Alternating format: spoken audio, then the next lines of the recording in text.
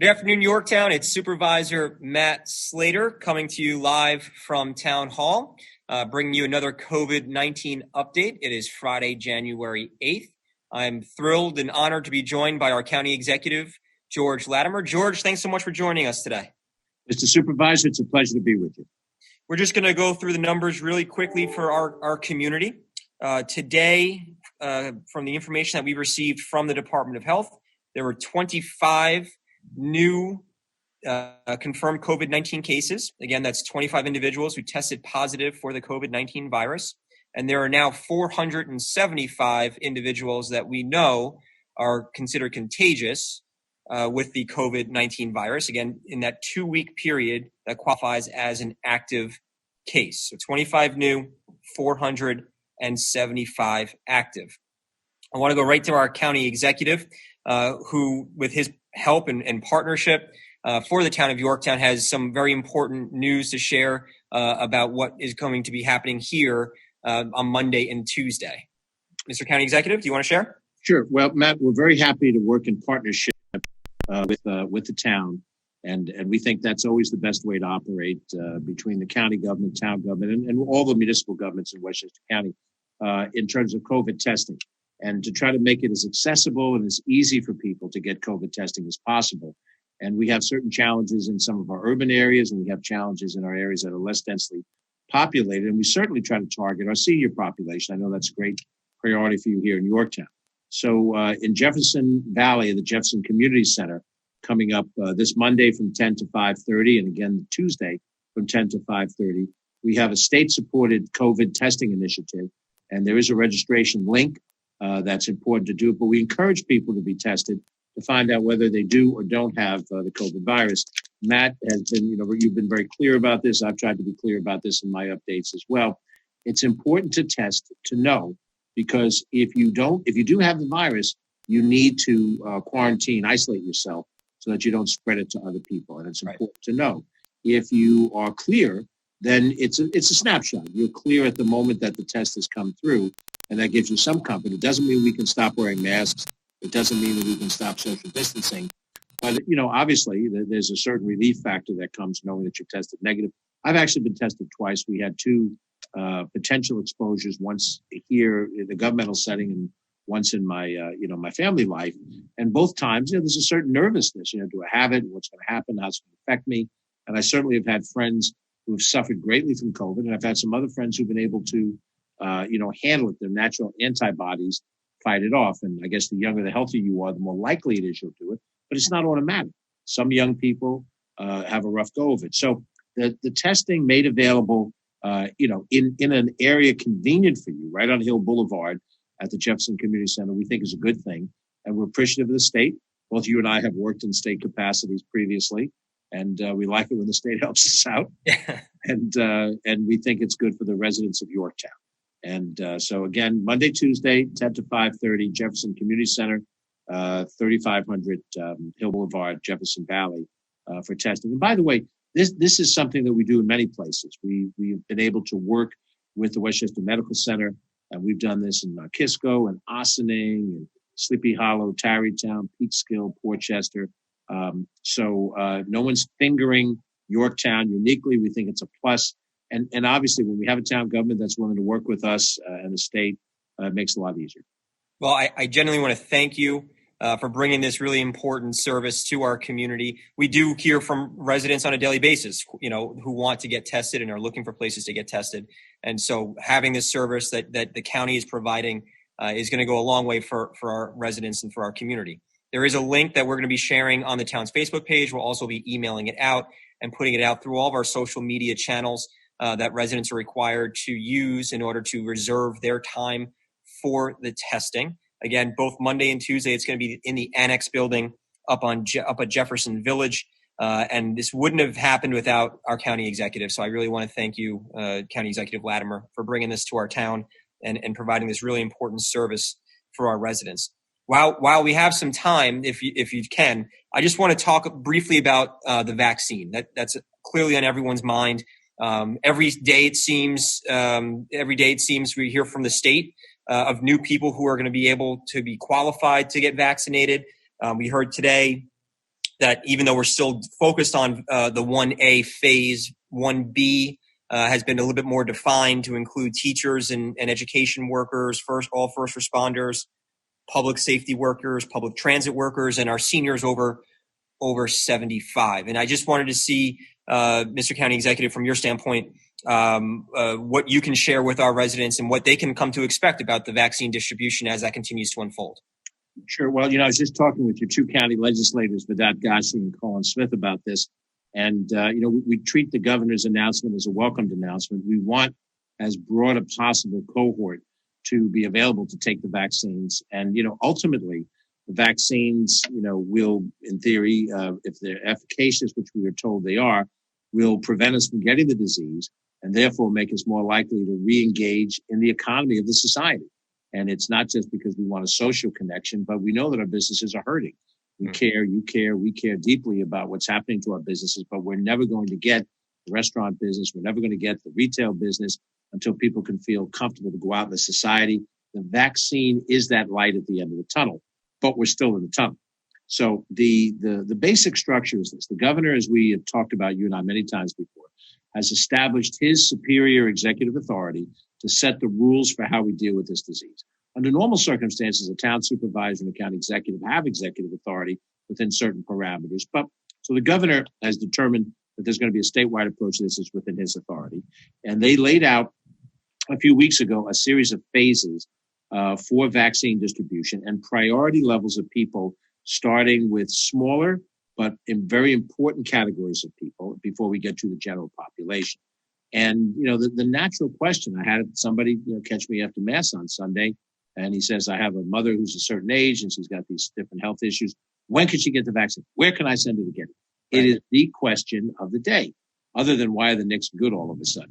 We'll take that for our sports program that we'll do in another day. Exactly. The question is a legitimate question. And, we don't have a set calendar that's been established from the state so that you and I and everybody else would know, okay, by date specific, we'll move from phase 1B to 2 and so forth. However, right now, since the vaccine is in the possession of various entities in Westchester County, Northern Westchester Medical Center has vaccine to administer. Westchester Medical Center has vaccine to administer. The county health department has vaccine to administer. And we've been prioritizing certain groups of people up to now. In the county level of government, we have vaccinated, I don't know if we've got to every single member, but we're vaccinating our public health nurses in our Department of Health and our doctors because they're in direct patient contact and you obviously want to protect them from being exposed to a COVID positive patient.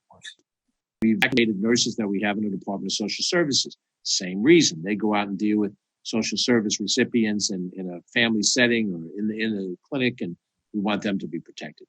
We also have in our labs and research department people that deal with the coroner function, the autopsy function, which is, as you can imagine, a bit ghoulish, but it's part of what the county government is responsible for.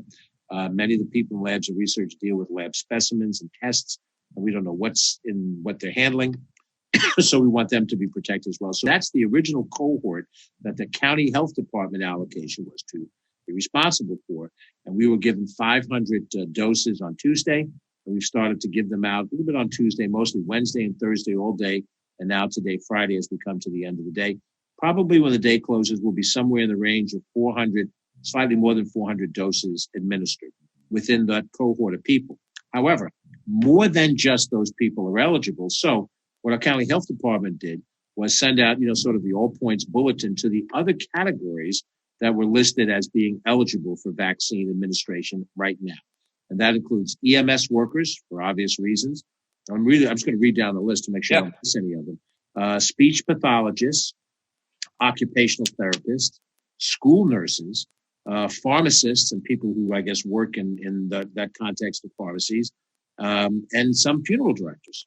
So all of those categories of people are eligible under 1A to be administered the vaccine. And so what we've done as a county is we've reached out to some of the medical practices, the dental practices, those groups that don't have direct allocation of vaccine and said, go online, go to the state website, sign up for it, and then come to the county health department clinic on Court Street here in downtown White Plains, and it can be administered to you up to the amount that we have.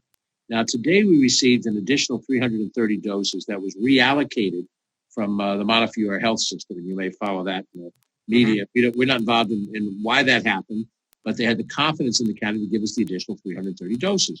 So we have them, and they are eligible for anybody in Westchester County in those categories that I've just mentioned. The 1A categories. So if you're in Yorktown and you work in White Plains or you work in Sleepy Hollow, but you are a school nurse or an occupational therapist, we can administer the vaccine to you at our Court Street location.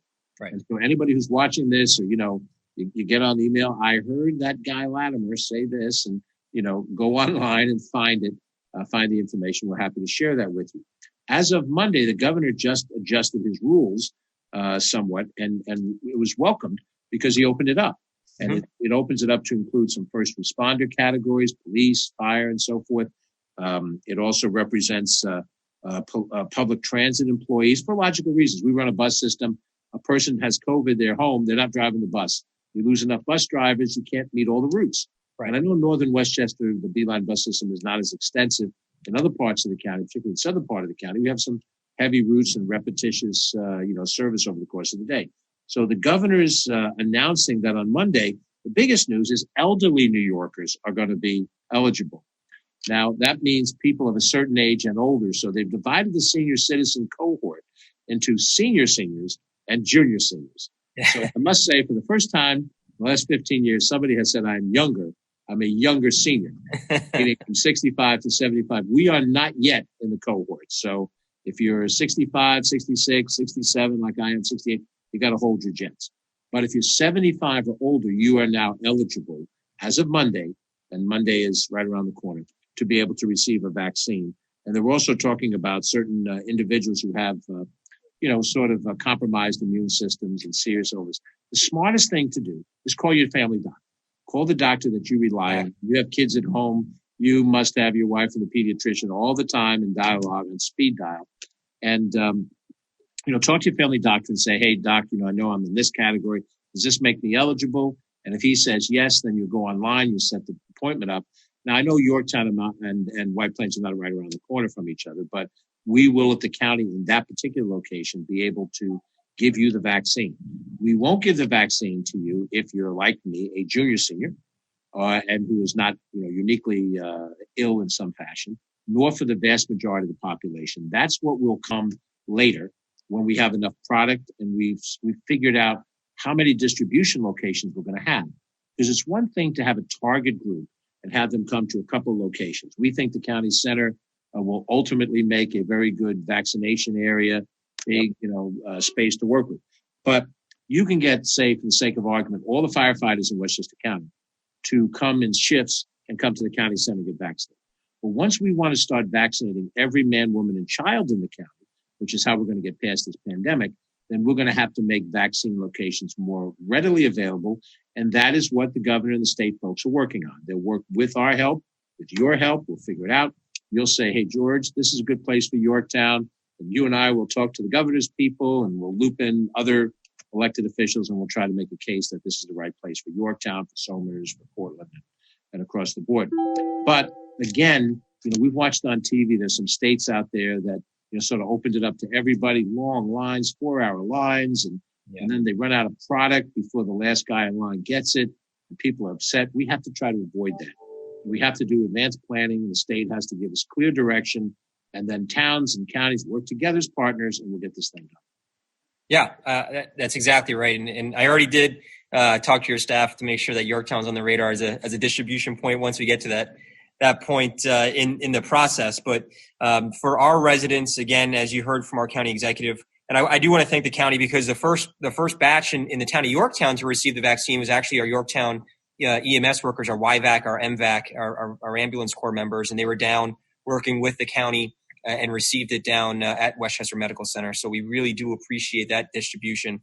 What I can tell our residents, because I know that there is skepticism for a variety of reasons that I've heard about the vaccine. My wife has received the vaccine. She works for an urgent care center up here in town, and she already received it and had absolutely no side effects whatsoever. And so as a person in the community, living in this community, as you said, County Executive, that the vaccine really is that light at the end of the tunnel. And in order for us to get through this tunnel that we're still in, making sure that we're all making those really responsible and intelligent decisions, but also doing our best to get access to that vaccine and trust the vaccine and trust our medical providers and the science behind it, I think is really important. I know you and I are going to be together later in the month with Mayor Rainey talking about this and Dr. Amler about the vaccine at a later point in time. But the school nurses also, I know that I've been in touch with several of our school nurses here in Yorktown. They've already been vaccinated as well. So it is getting within the community, which is exciting, but it doesn't mean that we can lose our focus on the things that we know work, about the mask wearing and social distancing and making sure that if you're not feeling well, you're staying home. But as the county executive said, and I want to echo that, if you have any questions, please contact your direct healthcare provider, and they're going to be a great resource for you throughout this entire process. And also make sure that you're getting your annual screenings done as well. We've had Derek Anderson on from Northern Westchester Hospital. We've had executives from New York Presbyterian Hudson Valley Hospital saying here, Stacey Petrover. And one of the things that we've continually heard, same with Dr. Amler, is to make sure that even though we're battling COVID, you're getting those annual screenings done as well. So it's really important, as we said earlier, to remember always easier to stay healthy than get healthy. And so as we continue to have the vaccine roll out, just remember to keep those normal appointments, your annual appointments, also on your radar as well.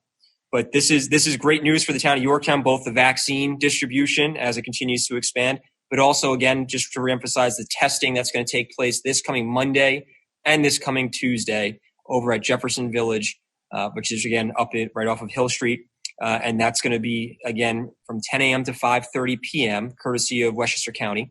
And we're going to be sending out that link for people to make those reservations so that you can get tested. That's free of charge. That's a free service that, thanks to our county executive and our board of legislators, again, Legislator Gashi and Legislator Smith, that we're able to provide for the town. So, Mr. County Executive, thank you so much again for I know how busy you are, so I don't want to keep you, but again, thank you so much for taking time out of your busy schedule to come to the town of Yorktown virtually and provide these important tips and important information for people on this topic that we continue to work together on. Well, I appreciate your cooperation, Matt. You also saved me the bumper-to-bumper traffic on a Friday afternoon going north on the Taconic. So I'm grateful. It means I get home a little bit earlier tonight. I wish you and your family a very healthy weekend. All my friends in Yorktown, we will continue to work together. We'll try to make progress here, and we will get through this together. Absolutely. Same to you, Mr. County Executive. Thanks so much for your time. Appreciate it. Have a great night.